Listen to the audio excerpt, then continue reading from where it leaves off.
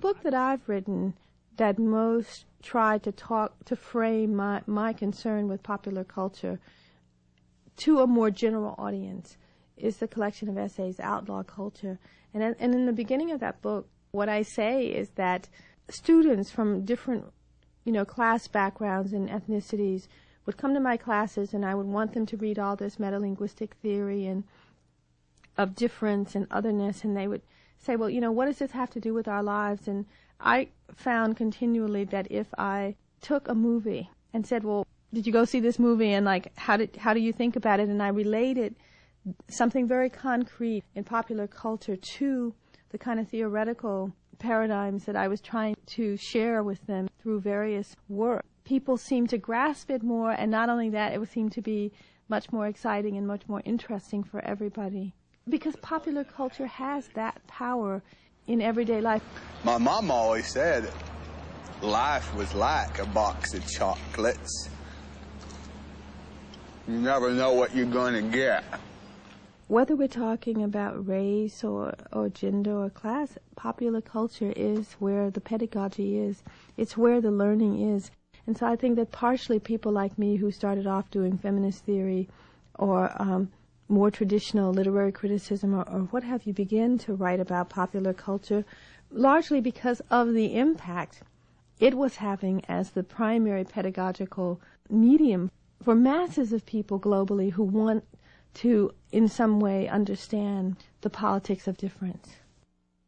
I mean, it's been really exciting for someone like me, both in terms of the personal desires I have to remain bonded with the working class culture and experience that I came from, as well as the sort of southern black aspect of that, and at the same time to be a part of a diasporic world culture of ideas, and to see how can there be a kind of interplay between all of those different forces.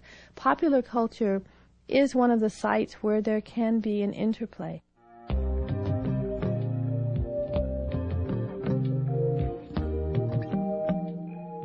My own sense is that the most enabling resource that I can offer as a critic or an intellectual professor is the capacity to think critically about our lives. I think thinking critically is at the heart of anybody transforming their life, and I really believe that a person who thinks critically, who, may be extraordinarily disadvantaged materially, can find ways to transform their lives that can be deeply and profoundly meaningful, in the same way that someone who may be incredibly privileged materially and in crisis in their life may remain perpetually unable to resolve their life in any meaningful way if they don't think critically. As someone who's moved from teaching at very fancy, private, predominantly white schools to teaching at an urban, predominantly non-white campus in Harlem, and the first thing I noticed was that my students were equally brilliant in the Harlem setting as they were when I taught at Yale or Oberlin, but their senses of what the meaning of that brilliance was and what they could do with it, their sense of agency was profoundly different. When students came to Yale, they came there knowing that they're the best and the brightest, and they think that they have a certain kind of future ahead for them, and they in a sense, are open to embracing that future. It has nothing to do with the level of knowledge. It has more to do with their sense of entitlement about having a future. And what I see among my really brilliant students up in Harlem, many of whom have very difficult lives, they work, they have children, is that they don't have that sense of entitlement. They don't have that imagination into a future of agency. And as such, I think many professors do not try to give them the gift of critical thinking in a certain kind of patronizing way. Education just says all these people need is tools for survival, basic survival tools like their degree so they can get a job, and not, in fact, that we enhance their lives in the same way we've enhanced our lives by engaging in a certain kind of critical process.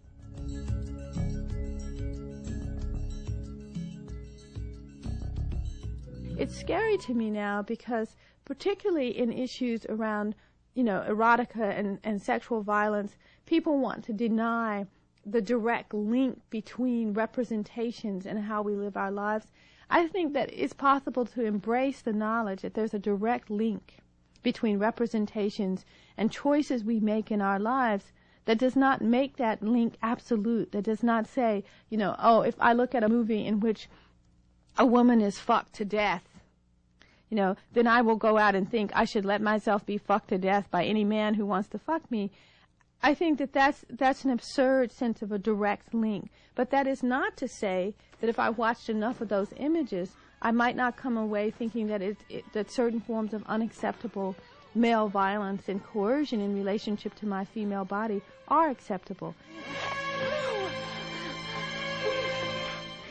It's frightening to me now when people want to behave as though certain images don't mean anything. I thought of this when I saw Larry Clark's Kids, and I went back like in circles of progressive white friends, and I said, oh God, the racial politics in terms of representation in this film really sucked.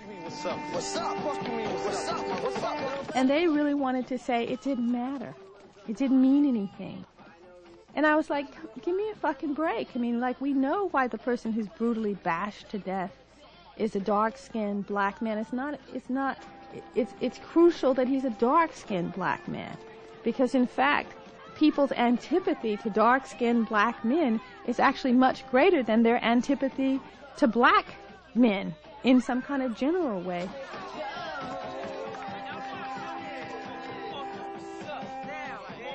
I feel that it's frightening that as mass media uses more certain kinds of representations for specific impact and effect, we're also being told that these images are not really that important. Think about all the Americans who've never ever in their lives for one, second thought about Scotland and Ireland, who went to see Braveheart, who suddenly put notions of British imperialism and the freedom of Ireland on their little social maps because of a Hollywood movie.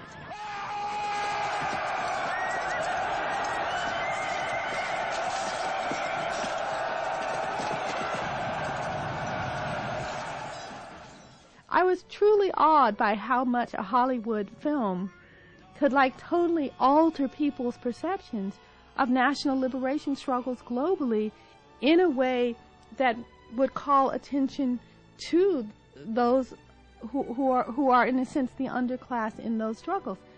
And that is also the power of white male privilege. White male stardom. I mean, it's important for people to look at who produced and directed that film. Because it's not just that Hollywood can do that, it's that specific liberal white men who are moneyed within the context of Hollywood can produce whatever images that they want to produce.